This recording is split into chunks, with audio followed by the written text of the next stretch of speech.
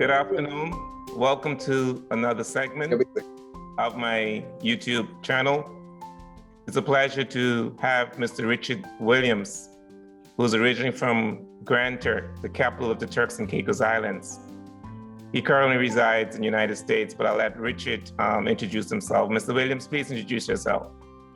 Yes, good afternoon, Drexel. It's a pleasure to be here. And of course, I'm Richard Williams. Everybody who's older than 40 will recognize me as the Sarge. If you say the Sarge Radio Turks and Caicos, I'm in. The Titty Bobs under 30 won't know me, but that's me. I've been with Radio Turks and Caicos since 1977, and I resigned in 1989 to come here to the United States, where I went back to school to finish some more advanced communication, radio, television, etc. And I've done that successfully. I work in some places, but I've been in radio a little bit here, but afterwards, the competition is great, but if you're not from here, they recognize your voice, then they backseat you. So that was one of the problems. So I went elsewhere, and I was working mainly in security management to manage a lot of securities. Then I had a few years with Hertz, ran a car, and I retired a couple of years ago, but I'm still working part-time elsewhere in my beloved security. Right now we're at home because of the virus. So, we're just anticipating going back. Right. Yeah. Well, thank you for for your time. I know, Sure. doing other things, but I appreciate you having the time. It's been a while trying to connect you so I'm very grateful for this opportunity. I want to talk about how life was growing up in the Turks and Caicos Islands. I mean, but before we go there, do you do any other, do you do any music? I think I heard that you do music. In 1984, definitely, I produced the first album for the Mighty Stars of Harmony at the Baptist Church. And we did a lot of gospel music. And I have my own little circular inventory, I play to myself down here in the basement. It's mostly myself and I, so, we just play it along.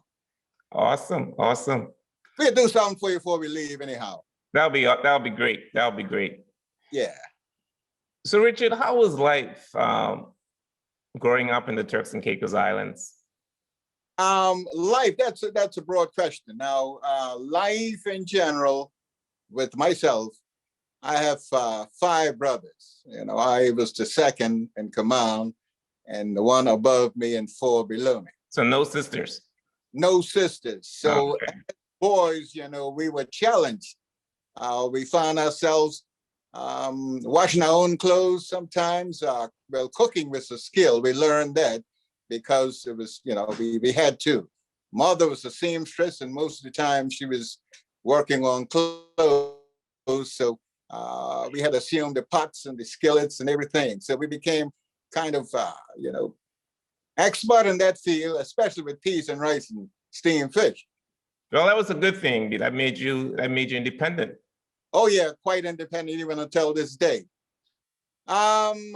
Educationally, mother was a hard knocks person, so school was a must.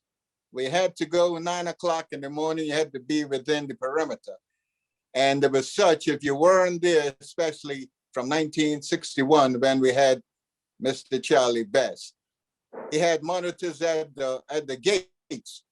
And if the bell went and 9 o'clock was gone, then you was selected on the side, and they wore you out the time after devotion was over. I mean, that was mandatory. So, if you didn't like school, you had to like it anyhow. Yeah, I remember. That was. Okay. Go ahead. Gonna continue. Yeah, so we had to go to school, and my father had died when I was quite young, so it was just mother. And we were challenged. We had to do odd jobs to make up for the whatever we had to deal with in house monetarily. But I learned a lot from the teachers, specifically Mr. Charlie Best, who came there in 1961. And one thing that was outstanding with school, I mean, and try to get into high school, I could remember vividly, I was like 14, it's 1965. And all my input was to get into high school. So work hard in class and stuff. And then when they chose the folks, one dean of the school tried to set me aside.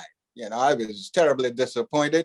And I had nobody to turn to but the mother. I ran home and explained. She gave me a note and said, carry this to Mr. Charlie Best. And when Mr. Best read and say, son, I want you to march there on Monday morning into that school and take the test. I was the happiest guy going. Awesome.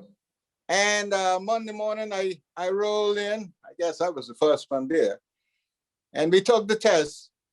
And we had 139 people. Surprisingly, out of 139, I had number one in English. So you see, sometimes people just close your doors or like to close it on you. Absolutely. Once you get in the back of you, you almost make it. Mm-hmm. Yeah. So what made you go into communications? Communications. I think, well, years ago, before we had radio and the Turks and Caicos, we had a neighbor who had a radio and he used to tune into WLAC, Nashville, Tennessee. I was probably 4, 5, 6, and we didn't have a radio, so he used to put his radio in the window at night and let us hear all the songs, And I was enthused. It was mainly country music then. And I was enthused and I got into liking music from then, and it just hung with me. And when I had the chance, way back, in the 60s, I went to Nassau for a stint, and I was very fascinated by the late Jeff Skowala, Radio Bahamas, ZNS1.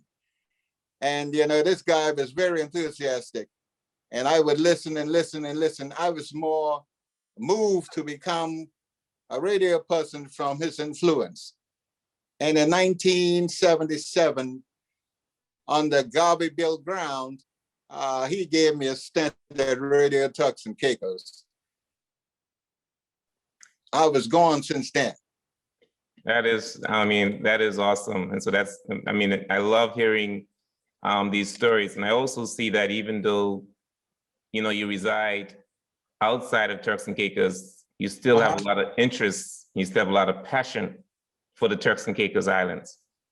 Oh yeah, well definitely, especially with Radio Turks and Caicos. Mm-hmm. I am terribly disappointed even until this day because the folks that allow the radio station to just disintegrate. I think the regular former Radio Turks and Caicos, the building that was disintegrated with Ike. So then nobody took pleasure to rebuild it. So it just went to pieces until the governor decided he's going to take the rest of it and make a pub. But the heart of radio is still within me, and the heart of Turks and Caicos is also. And any chance, back in 2005, I came home and I did some training with Radio Turks and Caicos with a couple of the folks who, like Wilson now, who works at the governor's office, and also Takara Bain, who works with the police. These are people who I mentored in radio, and they haven't forgotten it yet. In fact, I still got their papers home in my house, and I never gave it back to them, where we did radio sessions. Okay. Awesome. Yeah. Now, Rich, I remember also reading something you posted. You mentioned you had a brother who's light skinned. Right. How were you? How was life? Were you treated differently that you were dark skinned, your brother was light skinned? Yeah. I don't think I don't think he had an inkling of the pigmentation, but I think he was more a bully because he was older. you know. But we had a lot of light-skinned people in the community. And with him, we grew up side by side. He was always in the lead. I was a tall fella. He was kind of short fella. So I guess he'd grudge the height a little bit anyhow. So he would pick occasionally, and mother will scramble it. But one day, I don't know, I was moved when, us niggas, we got hard here, right? We got that here that you got to put a brush to and grill. So he had the crumpy hair, and my hair was my hair was tough. And one day, him and mother conspired to, well, those days we went something like Rosses. We didn't really comb the hair every day. So we let that bad boy just mount up and turn seedy. Now that's real hard to comb after that. Oh yeah. So they got together. So we're gonna comb his hair. We're gonna comb his hair. And he was like gung ho on it, because his hair was like, he put a brush through in the comb, man. And something hit me by that, and that's the day I almost disrespect my mother. I had to throw a piece of wood through the window. Really, I was so mad because I thought it was more than just combing here, Here comes a guy, and he's easy to comb and I is hard. He's trying to make it hard on me, so I just lost it for a moment. But otherwise than that, we had a pretty good beginning and going through until he reached like 14 and 15. Then, you saw the real detour, and he started to step away, I guess, into his own light. And, I went my way, but we both made ourselves man, that we could look back today and be proud of. Right. Yeah. But I know in Grand Turk and South Caicos, we've had light-skinned people. We have quite a lot of, dark-skinned people, obviously. We are from a Black nation. And there's, somehow there's, light skin, there's a perception that if you're dark skin, is like you feel inferior. Yeah. I can speak a little about that.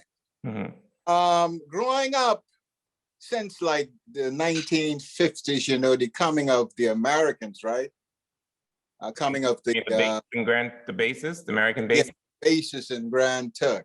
And when they came, they started producing a lot of children around the place. So we had a lot of, mulattoes came in the bunch.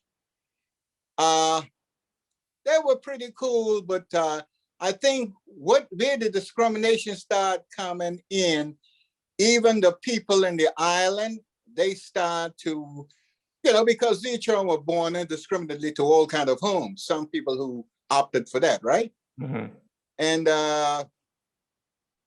some of the mulatto people that were brighter, along with some of the darker people that were family to these people who had the light children, they would walk in their house, take out the light children, and leave the dark ones standing there. Really? They will give them good homes, give them a good education, and and put them on a pedestal, and leave the Black children standing there.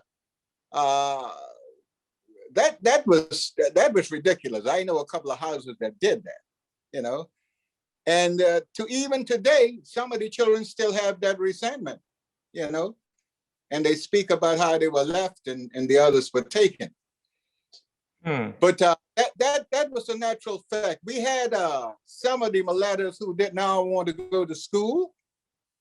And I remember a headmaster going in the bush, catch up a mulatto boy, took him down to his house, bathed him up, cleaned him up, put him in school, and eventually took him to Jamaica. Now he's a big thing. So, but I think we all, that was a color thing. Yeah. And I don't show you how people wide for the mulatto or brighter skin. Yeah. And we had a store in Grand Turk, and it was operated by some Bermudans. I think they were whites coming England way to Bermuda. And then it came to Turks and Caicos, and they opened a store with C.E. Christen and Son. And we saw a lot of discrimination also in that store, Hmm. I'm talking about the black versus white now. Hmm. And we would go down there, small boys, to the store. In fact, everybody, whole community ran there. But there was a great partition between there that separate, you know, the goods from the people. Immediately to the coming inside, they had a big counter stretched straight across. So all the black people would stand behind the counter, and all the white folks will go through the side door and go through, like we'll go to the stores here in the United States and pick up our grocery, you know, and walk out. Really? Yeah. And I remember people, I mean, just pleading over the counter, trying to get half a pint of rice, a pound of sugar, you know, and the white lady just ignoring them. As Alice Christen, her name was. About what year was this? This was like 1954, 55, 56. Hmm. Yeah. Yeah, up to 57, probably 58. Hmm. And that was the basic, the fundamental discrimination that was displayed in that particular environment. I remember the late Dempsey, who used to be, he was a lawyer, he was a magistrate, and people like him, 1961, you know, when he first came to the island. And he would just go through the south door and she would entertain him and bring him in, him and his wife and everybody, and all the white folks from the bases, and they will come. And I mean, it was just like South Africa. It was Wow. blatant discrimination. And we were just behind the counter and somebody feel like giving us a pound of sugar, so we got it. Wow. But that, I didn't know that existed in Turks. Yeah, it did. Yeah. So when did things started to progress better? When did all of the different background races when they start to work better together? Or did it? It up until today, what really happened? We had the descendants of the white people, that the Bermudans came there first, right? Mm-hmm. Came with the slave trade and raking salt. Then some came as business people, especially in Middle Caicos, and South Caicos, and Grand Turk. We had a lot of the Durhams that offloaded in Grand Turk and South Caicos. Mm-hmm. We have the Darrells, we had the Christens. And these people, they intermingle. Some of them ain't come with wives, so they intermingle and they beget children. And you know, the children, they came up, and they were the second class on the whole of Whiteout, Front Street, Grand Turk. All the office spaces was filled with mulattoes and whites. And the blacks would be called over the hill in the back of the pond trench. Mm. And it went on, and we were suppressed. We were suppressed right up until Jays came alive in 1975, 74, 75. Mm-hmm. That's the first time in our lives we had this kind of metamorphosis where we were realized that we were really, you know, citizens with ambition and attitudes. Okay. But prior to that, like I was saying, our grandmothers and those work as child people, you know, inside the people's homes and taking care of the children and cleaning up dishes and cooking and all that kind of stuff. So a lot of our grandmothers, they were marginalized. That's all they could do, and that's all they were, were made to understand they could do. So they work as these child ladies, and the man, well, some of them work around the Christens, work around the Frips, you know, with donkey carts, getting odd jobs and stuff. But that was us. Mm-hmm. Now, we had, breaking away from the whites, we had another set of mulattoes who came down. We had the Osfords, the Cobleys, and all those people. And I could remember, even in high school, during the high school days, mm-hmm. we had a guy named Mr. Clifford Jones. He was only one of them, right? And he was inspector of school. Mm-hmm. And what he did, he sent his boys, let them go to high school. Mm-hmm. And when they were done, high school, he sent them off to the United States. And most of the mulattoes who had money was doing their children like that. A lot of the Osfords went to school in the United States, and England, and a couple of more, anybody who could afford, afford to go. But that was the prize of almost like the free blacks. And these people excel, while the poor blacks really conventionally had to grow in leaps and bounds as much as they could. Well, so that certainly is different. Yeah. Well, now, everybody has an opportunity to go to college and complete high school now. It's not like how it was. So things have definitely transformed in the Turks and Caicos Islands. And I'm grateful that everybody now, in my opinion, has an opportunity.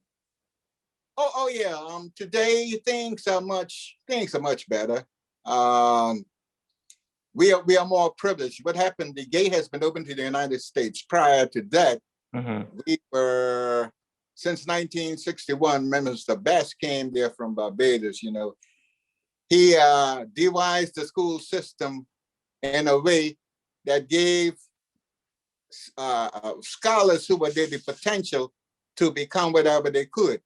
And at that time, we had the CLC and the GCE. They were the main avenues to getting out. We wasn't hearing much about going to schools in the United States. Right. So we would vie to get GCEs, and then it was real competitive. To go to the University of the West Indies or to go to England, you had to get to like at least 3 GCEs and 1 or 2 at O level, and then like 2 A levels to matriculate into, University, West Indies and Jamaica. So it was tough. I imagine. And back then it was just one high school, right? In the Turks and Caicos Islands. Just the high school in Grand Turk. And everybody, I can remember back in 65, and even before, everybody from Providence LE straight up to Saul Key, they came to Grand Turk for high school. Yeah. I don't remember which year the high school started in Southgate, because where I was born. There was a private high school started by the Seventh-day Adventist ministry. And Right. I don't remember what year that was. Of course, I wasn't born until 1970. You're a late comer. Yeah, but I know my older sister, she went to the high school in South Caicos. And I think she graduated in 77. Yeah. So we eventually had a second high school, and I think North Caicos had a junior high school eventually as well. Right. Well, at Grand Turk it was a little different. Yeah. Our high school really started in 1921 under Cecil Crawford. Oh, 21. Okay. 1921. Cecil Crawford was a migrant from Barbados. Okay. He came to the Turks and Caicos, and he had interest in opening this school, but it wasn't a floodgate situation. He was given the opportunity to open the school, but then the school was only for people that could pay. Oh, it's not okay. Yeah, it was a paying school. Okay. Payday school. Okay. So many of the brilliant minds with potential had to sit back, uneducated, because it was a school you had to pay for every month. And their parents couldn't afford it. The parents couldn't afford it, and only those, who had little cash and could have scraped and get the children in, they went in. But that changed like right down probably 57, 50, 58. Okay. Or later than that, because the government later took it over. He died, and the government took it over, and we had a lot of our own teachers like Ms. Robinson, Stanley, Mr. Bean, Alfred Bean, and then we would import teachers from Barbados and Jamaica still to come and supplement the education. Okay. But during my time, like from 19 and prior to 65, they had an open policy by that time, and nobody prayed to go to high school. That's interesting. So, everybody was, everybody who was educationally affordable, with the potential, they went to high school. Right. Yeah. I also heard a lot of stories of the, students when they went to Grand Turk from the other islands, from North Caicos and particularly North Caicos and Providence Islands, that they were treated mean and, you know, they're looked down upon as they're not from Turks and Caicos. That's not necessarily so. Really? I think those guys have that up even till today. And particularly in North Caicos, we've got a lot of people, fellas in North Caicos, who sound that trumpet by the be treated mean. I mean, it was instances, you know, when the fellas articulated things a little different from us, and we smile at it, you know. When you even say from us, you mean Grand Turk people? Grand Turk and South Caicos, they spoke differently from the people in the Lower Caicos. That is true, yes. Yeah, I mean, I know for a fact that I grew up in South, and and we did treat the people differently from the people from the other islands. I witnessed that. We did treat them differently. Yeah, we made fun of them. We looked down on them. We did. But I mean, I think things have improved a lot now, though. Yeah, I don't know. I know because, for one, I can speak to some of the people that came to school after me, like in the 80s. And some even lived with my mother, you know. Well, they lived with a lady from Caicos, but she used to go having children and stuff. And they would, you know, stay with my house with us. And we treated them well. That's great. But even when my mother died, you see, there's also reciprocity in this thing. Those who were treated well by people like, I know my mother, when she lied dead in 1996, they were right on the island. Nobody even turned back to say, hey, that woman treated me so well and took me in when I had a place to go. But you see, so they carried the good part, the bad part they thought was bad, but the good parts, they tried to depress it. I'm just saying that because that was a fact. But I know, some people really were, some people were treated differently, but I think now that most of us have migrated to Providence Islands, and a lot of people, you know, are married now to people from different islands in the Turks and Caicos, I believe things have improved. I believe things have improved. I mean, significantly. Of course, there's still room for improvement, but I believe things have improved. I remember the great, we got a great lawyer there, my contemporary, Ariel Mizzy. Yes, Mr. Mizzy. Ariel came to Grand Tuck School in 1966, right? He came in 66. I was in Form 4, he was in Form 3. And I remember he was quite brilliant. He was so brilliant that they didn't let him stay in Form 4. He skipped Form 4 and came to 5B with us. Oh. You know, yeah. But I think he stayed in West Road with the Hawkins and all them. He was treated the best. I think Ariel, for one, Ariel was like an isolationist because he knew exactly what he wanted. He would go with his whole pack of books. Sometimes he'd go in a tree and just sit there and study. He would go along the beach with his books and stuff and study, you know. And he was a good guy because when I wanted to do O-level law one time, he matriculated for me. He came and sat with me for 2 hours till I finished the exam. So he was a good guy, but he's one of the guys outstanding who I know went through the system, you know, and was brilliant. Gotcha. And he was treated well. But many of us in high school, we didn't have an objective. We went to high school because we wanted to go to high school. We weren't thinking like, hey, man, I'm going to aspire to be a lawyer. We wanted to finish high school because everybody was trying to go there. We knew it was something different, but I remember people like Desmond Durham from South Caicos, Ruth Blackman, Elmina Lipron, Cecilia Harvey, Doreen Harvey. All these people were our contemporaries, you know, and went to school in Grand Tug at the time. And I know they were sitting in good houses, man, and I'm sure they treat them well. But, you know, we always have some spin-offs because there used to be local fights and stuff. I believe sometimes the fellas picked on them and, you know, all that resentment probably was concocted and they say, oh, we treat them bad. Well, interesting. Yeah. So now the Turks and Caicos Islands is not like how it used to be when you were growing up. Because our economy has grown so fast, and Turks and Caicos Islands have left us. We had to import laborers into the country. And so now we have reached a point in our lives where we are a minority in the Turks and Caicos Islands, in terms of population. And Right. the Haitian migrant makes up, I think 45% of the migrant population, and then Right. Jamaica is 8%, and Dominican Republic is 5%. So the landscape of the Turks and Caicos Islands has changed, and we have a lot of Turks and Caicos Islanders who are now intermingle and married, people of different countries, Right. common than what it was in the past. Uh-huh. So, the whole demographic has changed. Right. Yes, it has changed. And here, just like here in America, I heard somebody make reference to, well, we always look at ourselves as indigenous, right? Yes. And indigenous. But I hear a native the other day trying to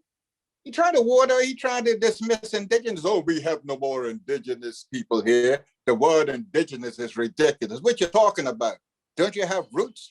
Don't you realize roots are indigenously somewhere in some soil? It's people. It's a product of a thing that's indigenous. But what happened, I think it had been so masked out. People, we fall in love, we marry other people, and then we have compassion for people So what is your definition of indigenous? My definition of indigenous, like I define it as I find it in the dictionary. Core, belonger. But at some point, our parents came here too. I mean, we came through Bermuda, I believe. Through Bermuda. Yeah. So does that make us indigenous, even though we I define indigenous as anybody who born today in the Turks and Caicos. That's indigenous. Got you. Coming out of the soil. I don't mean because if we start going back to history, and we talk about the Lucayans and all them who came South America and came over here. These people, well, those who were born here were indigenous. They weren't the first waves that came, weren't indigenous people. They were migrants who came here. Of course, they had children who became indigenous. Right. You know what I mean? So people that was born here now, you say your definition, people that's born here. So if someone is born here whose parents are not from here, we don't call them indigenous. I don't know. That's the point. That's the point many people are arguing today, even in the legislature. They don't want to call these people indigenous. But as far as I'm concerned, indigenous is the product of a soil, a product of something that you would come out of. If you were born in Turks and Caicos Islands, to parents who are not from Turks and Caicos Islands, you're not considered a Turks and Caicos Islander. Only if one parent is a Turks and Caicos Islander, and you're born here or born outside the country to one parent, you're a Turks and Caicos Islander. But if you're born in the country, and none of your parents are Turks and Caicos Islanders, you're not considered Turks and Caicos Islander. In the United States, you automatically, considered American if you're born in America. Yeah, that's a fact. But I think that it comes down to the way at home in which people are formulating and implementing and enacting laws. Somebody had to do that, or a bunch of people had to come together and be persuaded that this is the way we're going to design this law. It's the same as the Bahamas. Maybe we copy from the Bahamas because the Bahamas has a similar law. Yeah, well, yeah. In the United States here, it's different. Once a child lands on the soil, it's born on the soil, you're an American citizen.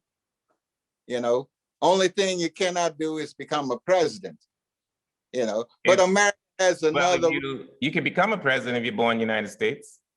No, I mean if you're not, that's the only thing. If you're naturalized, that's the thing you cannot become. But if even if a child is born, your child is born here, then he's opted to be president because he's born here. Right. But I'm sorry, I was thinking about naturalization and born here. Yeah. Right. All right. But naturalized people, they cannot reach that office. Right. Right. Yeah. Well, yeah. So yeah, I think somebody, body some had designed that law with segregation in mind, but because if somebody is born in the Turks and Caicos of whoever parents, the child, he's the product of Turks and Caicos. Not necessarily we're talking about the parents, you know? Yeah, I don't know if it was designed with segregation. I think it was designed with a threat, because especially with a small population like Turks and Caicos, they feel threatened. For example, we have 20,000 people born here whose parents are not, at least not one parent from Turks and Caicos. And say all of them are from, let's say the Dominican Republic or Haiti. Right. Comes a threat to those. Exactly. And I believe that's why that law was put in place. But however, I believe when you reach 18, those individuals have an option to apply for status. Yeah, and that's a nice thing. That's a great thing, because I mean, even this way dependent on swings, if we are not growing natives, and people are coming there and having children and stuff, we got to start to improvise the rules of inclusion. I mean, come with me. We're gonna die out, so somebody got to take over, and generations gonna take over. And if we're not producing the children, then somebody else is going to make up the population. I do believe that we need a lot of assimilation, because in the Turks and Caicos Islands, we are so separated. Everybody sort of have these little cliques, and and that's a big issue. We need to, we want to move to a place where we have to assimilate and appreciate the culture. Yes. I think fundamentally, though, like you said, it's fright. It's fright. I believe it is. I believe it is. But the what we call the indigenous people, they are frightened. They're scared into, almost frustration to. That's why I think so many people and children are being ridiculed. They don't respect Dominican. They call them Dominican. If you're born there, Haitian, the same thing. Bahamian. The same thing, because many of them are operating out of fright. That they're scared, and they're thinking about being literally overtaken in time. Yeah, but some of them don't respect us either, though. Some of them don't respect us either. Oh no. That's true. That's true. Yeah, they don't. Sometimes they come and they belittle us, and because we're a small island, they look down on us as well. Yeah, and I hear the word what's the diaspora, the inclusive, the diaspora. Right, yeah. That I believe that we should do our best to reach out to the diaspora group. And because there are thousands of Turks and Caicos Islanders living abroad, and I believe they really have the Turks and Caicos at their heart. And I believe that we should look at ways that we can incentivize for some of them, or even if they don't want to come, their children or their grandchildren, to come to the Turks and Caicos Islands to reside. I think that is something that we need to look into. Yeah, correct. I don't like to be revengeful. I like to hit tit for tat. But if you look at that same diaspora years ago, that's the diaspora that toss us around and kick us under the bus. I love to embrace people, but now, elaborate on that for me before you go further. When you say who kick us, what are you talking about? Yeah, let's start. Way back when we were under Bermuda, right? They held us for a while, then they said, we can't hold you no more. They kicked us to Bahamas. Bahamas held us for a few years when they was looking at independence. They said, we can't hold you anymore. They kicked us to Jamaica. Jamaica held on us to 1970 something. They had their independence. Then they said, we can't hold you no more. And they let us go. Okay, when they let us go, then Britain decides to give us a governor and say, go on, grow some testicles. And that we did. From 1970, we was aspiring and we grew even until this day, right? Now, all that diaspora, and I could go from Guyana, come straight down. to the smallest one like Nassau. And if we look at the economies of these people today, I mean, I was researching Guyana's economy this morning.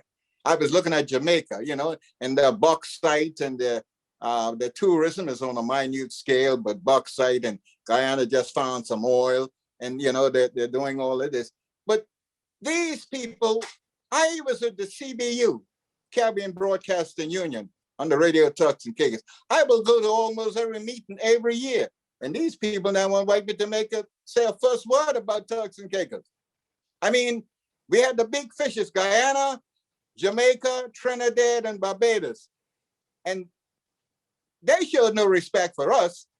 But incidentally, see, the dime turns. I don't want to make a big deal, but realistically, what's happening now? Because we end up in such a forward situation, particularly with our economy. And you know, we have the American dollar at our disposal, and many of them are flocking here simply because of that. You realize if Turks and Caicos lose that American dollar today, we will see how many want PRCs. Interesting. PRCs be gone just like the dollar gone, you know? So we don't want to feel manipulated. Well, I don't. And that's the way I see it right now. Of course, we'll entertain some, because we knew a little good of Jamaica and Haiti. Yeah, but when I spoke about diaspora, I talking about, I mean, Turks and Caicos Islanders who left the country, like people like you who left. I was thinking, when I talk about inviting people back, I meant people like you and your children. You know, I was gearing towards that. Right. Yeah. Well, look, not literally, but psychologically, I never left. I never left the Turks and Caicos. Turks and Caicos, yeah, is at the bottom of my heart. Turks and Caicos. I mean, I know Turks and Caicos. I don't mind what the people there do, because they're gonna, you know, they got their own opinions. But Turks and Caicos core, that's me. Yeah. And I had fallen out of my own party, the PNP, and it's simply because I spoke to Rufus one time about doing something for Radio Turks and Caicos. He promised me it was going to be all right. Then he dismissed it. And I say, well, you know, hey, let these fellas go in there, and I got nothing else to do with it. But we look at Radio Turks and Caicos right now, anybody will tell you, you may not have been home, but from 1984 till 1989, Radio Turks and Caicos were at the peak of its prime. Everybody that was trained, because personally I trained them myself. Okay. I had sense of broadcasting. I've been to so many, you know, Little House at Caramac in Jamaica, CBC in Barbados, Guyana, Montserrat. Then after that, I went to the United States at Brown's Institute. That was really the stickler where broadcasting really faced me face up, you know. And take all that knowledge, I came back and rebuilt, taught my people, had them up to A1, but I had to follow my own pursuit. I wanted to follow that. Thank you for that contribution. Thank you. Oh yeah.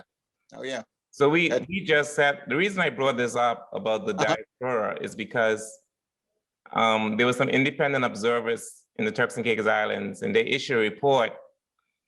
And in the report, they mentioned how, you know, there's only 585 voters out of a population of 44,000. They say that's a challenge. So I know where they're going at. I believe they're trying to encourage the enlargement of the franchise. And that's why I say we need to find ways and means to encourage Turks and Caicos Islanders living abroad to return home, or their children to return to this land. Yeah, that's why I true. brought that up. Yeah, that's true. But you know what has revived its ugly head? You know, we spoke about the mulattoes and the all that stuff. But I haven't heard children of color and all. Mulattoes. I haven't heard that word in a long time. Mulattoes they're still around. They kick it. Okay.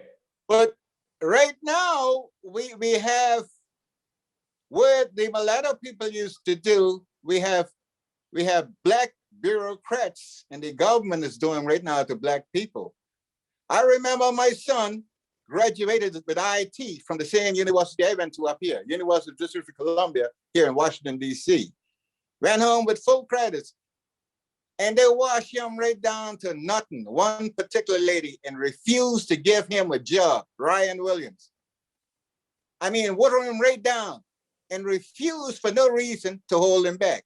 Now, this is the epitome of people. Now, when we want to come home, but when we're gonna face these kind of challenges, it's really tough to think about home. But you know, you got to be more shallow than me. Yeah, we got to be more open and we got to be receptive. I understand. So many people right in the bureaucratic environment in the government, they're holding people back. You got many students who came out here, go home with all kinds of degrees, and what they do, put on the back of the line. Some they don't give them a job, they get disgusted and come back. Yeah. I mean, those things are not fair. How are you gonna grow? You know, you got to realize you're growing up, you're gonna die out. People got to take over. Why stand in the light, you know? Yeah. That's right. Yeah. Mr. Williams, I want to thank you for this opportunity. It was very, very interesting, informative conversation. Yeah. Do you have any closing remarks? I just want to do 2 stanzas of this hymn. Oh, perfect. Go ahead. Yeah. 2 stanzas. You playing the piano? Is the piano using? Yeah, piano. Give me a minute, just a second. That's okay. Yeah, 64/2 and 97/120, 79. You know, I gotta set my dials every now and then. Okay, that's fine with me.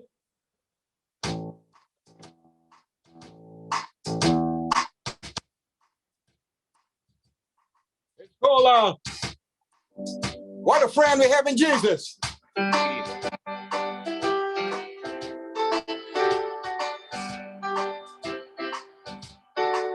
I say, what a friend we have in Jesus. Oh, our sins and leaves to bear. What a privilege to carry. Hey, I'll say everything to God and pray. Do our friends despise, forsake us? Take it to the Lord in prayer. And there's answer to the shield. Yeah, when we'll find their soul is dead.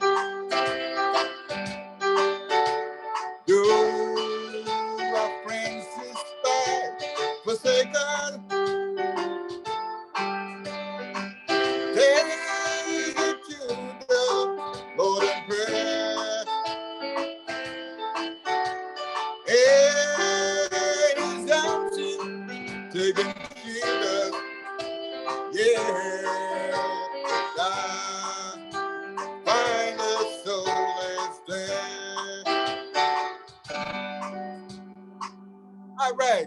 That's awesome. That is awesome. You play and you sing. Awesome. Oh yeah, man.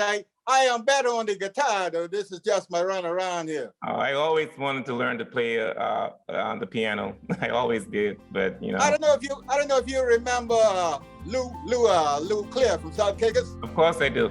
Yeah, that's my contemporary fellows on guitars. Oh, okay. But Drax, it was a pleasure. You know, it's a pleasure talking to you, and hopefully we could get together another time and do it all over again on a different subject. Enjoy the rest of your day, and thank you for being on this YouTube channel. Okay, sir. Thank you much. Thank you. Bye-bye. All right. For those of you watching the show, thank you. And remember to subscribe to my YouTube channel, Drexel Seymour. Thank you.